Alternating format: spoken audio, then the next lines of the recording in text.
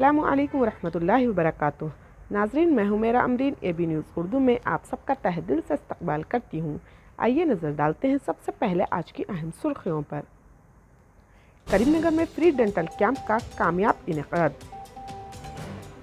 करीमनगर में बेरोजगार अक़लियती उम्मीदवारों के लिए हार्डवेयर और नेटवर्किंग कोर्सेस में मुफ्त तरबियत। तेलंगाना असम्बली में ज़ात पात का सर्वे करवाने से मुताल्लिक़ करारदाद मंजूर। मुल्क में डर और नफरत का माहौल है, राहुल गांधी। फरवरी में ही गर्मी का जोर, साइंसदान के मुताबिक तमाम रिकॉर्ड टूट जाएंगे। क्या गजा में रमजान में भी लड़ाई जारी रहेगी? इस्राईली वजीर की वजाहत।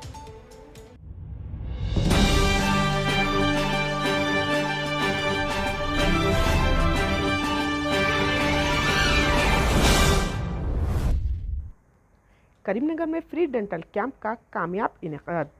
Association for relief and education डेर की जानिब से आज केयर डेंटल हॉस्पिटल में एक फ्री डेंटल मेडिकल कैंप मुनक़्क़िद किया जा रहा है, जिसकी तशहीर बहुत दिनों से जारी है और अल्हम्दुलिल्लाह बहुत सारे पेशेंट्स भी यहाँ पर हाज़िर हैं। और इस कैंप का इनेकाद का मकसद ये है कि गरीबों को और ज़रूरतमंदों को उनको फ्री ट्रीटमेंट हासिल हो सके। और आज पेशेंट्स को जो है बिल्कुल मुफ्त तशख़ीस के साथ साथ मुफ्त दवाएं भी तकसीम की जा रही हैं। और डेर की जानिब से केयर डेंटल हॉस्पिटल वालों से बात की गई है कि इस कैंप में जो आज हाज़िर हुए हैं उन्हें फ़र्दर ट्रीटमेंट के लिए भी बाद में जब वो आएंगे तो उन्हें 40% डिस्काउंट दिया जाएगा। और डेर की ख्वाहिश पर केयर डेंटल हॉस्पिटल वालों ने ये भी एक्सेप्ट किया है कि अगर कोई नादार हैं तो डेर की जानिब से जब उन्हें रिकमेंड किया जाएगा तो वो 40 नहीं उससे बढ़कर भी कुछ डिस्काउंट देने के लिए तैयार हैं। నేను doctor Sharath, doctor Numan and doctor Tausif care dental hospital తరపున ముందుగా డేర్ అసోసియేషన్ వాళ్ళకు థ్యాంక్ యూ చెప్పుకుంటూ ఈ ఫ్రీ డెంటల్ క్యాంప్ నిర్వహిస్తున్నాము ఈరోజు. ఇందులో ఫ్రీ చెకపే కాకుండా ఫ్రీ మెడిసిన్స్ కూడా ఇస్తున్నాము.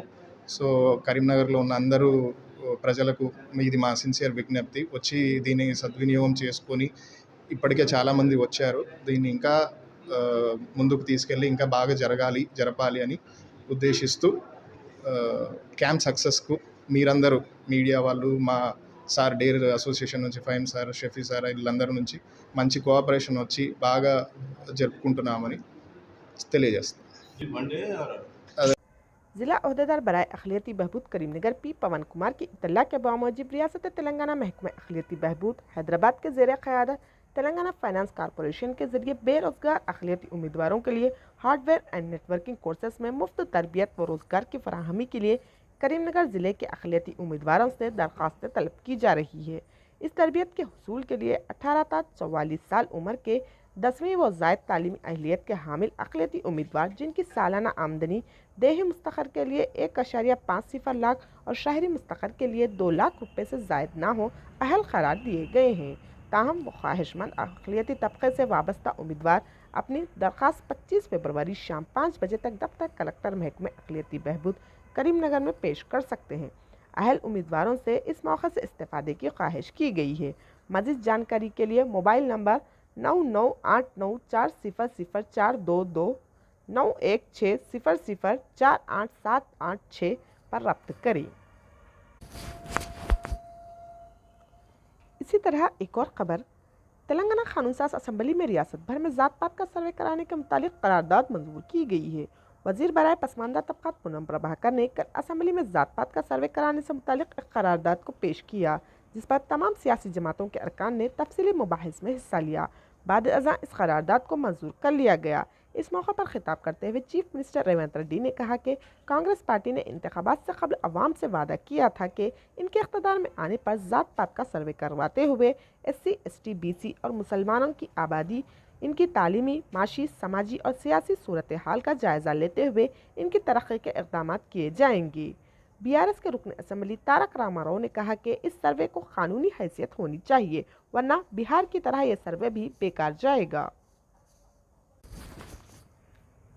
इसी तरह एक और खबर, कांग्रेस के साबिक सदर राहुल गांधी ने हफ्ते को कहा कि मुल्क में खौफ और नफरत का माहौल है। मुल्क अमीर और गरीब दो हिस्सों में तकसीम हो गया है। अपनी भारत जोड़ो न्याय यात्रा के तहत एक अवामी मीटिंग से खिताब करते हुए राहुल ने कहा कि यह मुल्क प्यार का है, नफरत का नहीं, और यह तभी मजबूत होगा जब सभी लोग मिलकर काम करेंगे। उन्होंने कहा, अगर हम जिंदगी के सभी शोबों के लोगों को एक साथ लाएंगे तो यही सच्ची हुब्बुल वतनी होगी। मुल्क में ऐसा माहौल है कि कल क्या होगा कुछ पता नहीं है। मुल्क के दो हिस्सों में तकसीम हो गया है, एक अमीरों का और दूसरा गरीबों का। मुल्क में भारी बेरोजगारी है। कांग्रेस लीडर ने कहा कि अभी भी छोटा और दरमियानी दर्जे या बिजनेसमैन ऐसा नहीं है जिसे जीएसटी और नोटबंदी से फ़ायदा हुआ हो। उन्होंने ये भी कहा कि हुकूमत बिजनेस टाइकून की हिमायत कर रही है। उन्होंने कहा, अमीर लोग इसी शरह पर जीएसटी की अदायगी कर रहे हैं जिस शरह पर गरीब कर रहे हैं, जो बिल्कुल भी मुनासिब नहीं है, और इसलिए हमने इंसाफ का नाम गढ़ा है और अपनी यात्रा का नाम न्याय यात्रा रखा है। राहुल ने कहा, मुल्क में दो सबसे बड़े मसले हैं, एक बेरोजगारी और दूसरा महंगाई। उन्होंने कहा कि यात्रा मणिपुर से शुरू हुई है और महाराष्ट्र में अख्ताम पजीर होगी।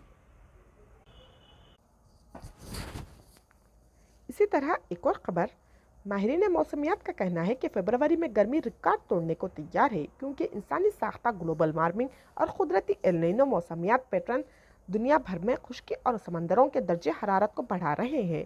द गार्डियन के मुताबिक साल के मुख्तसर तरीन महीने में निस्फ से ज़्यादा मुद्दत के दौरान दर्जे हरारत में इजाफा इस कदर वाज़ेह हो गया है कि मौसमियाती चार्ट नए इलाके में दाखिल हो रहे हैं, ख़ासतौर पर सतह समंदर के दर्जे हरारत पर, जो इस वक्त हद तक बढ़ गया है कि माहिरीन मौसमियात तहकीक कर रहे हैं कि इस कदर तब्दीली क्यों हो रही है।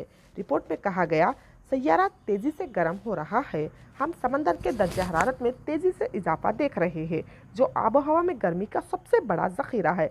जिस शिद्दत से 2023 और अब 2024 में समंदर की सतह के दर्जे हरारत के पिछले रिकॉर्ड टूट गए, वो तवक्का से कहीं ज़्यादा है। हालांकि ये ऐसा क्यों हो रहा है, जारी तहकीक का मौजू है। द गार्डियन की रिपोर्ट के मुताबिक बर्कले अर्थ के साइंसदान जेके हैसफादर के मुताबिक जनवरी, दिसंबर, नवंबर, अक्टूबर, सितंबर, अगस्त, जुलाई, जून और मई के बाद बनी हुए इंसान तारीख में रिकॉर्ड गर्म तरीन फरवरी का तजुर्बे की राह पर गामजन। द गार्डियन ने कहा कि हालिया हफ्तों में होने वाला इजाफा दर्जे हरारत को सनती दौर से पहले की सतह से 2 डिग्री सेल्सियस तक ले जाने के रास्ते पर है। हालांकि ये एल नीनो का एक मुख्तसर कलील मुद्दती असर होना चाहिए। इसी तरह एक और खबर, इसराइल के वजीर ने खबरदार किया है कि इजरायली यरगमाली अगर रिहा ना हुए तो गजा पट्टी में लड़ाई रमज़ान में भी जारी रहेगी। उन्होंने एक वीडियो बयान में कहा कि या तो यरगमाली वापस आएंगे या हम लड़ाई को रफ़ा तक बढ़ा देंगे। रमज़ान का आगाज़ 11 मार्च के आसपास मुतवक्के है। इसराइल गजा के जुनूबी शहर रफ़ा में ज़मीनी हमला शुरू करने से कबल मिस्र और दीगर ममालिक से रब्त में रहेगा और रफ़ा के शहरियों का तखलिया कराएगा। इसराइली वजीर ने कहा कि यरगमालियों की वापसी तक एक दिन तक की लड़ाई बंद नहीं होगी। आखिर में हम इस उम्मीद से आपसे विदा लेते हैं कि इंशाअल्लाह कल फिर मुलाकात होगी।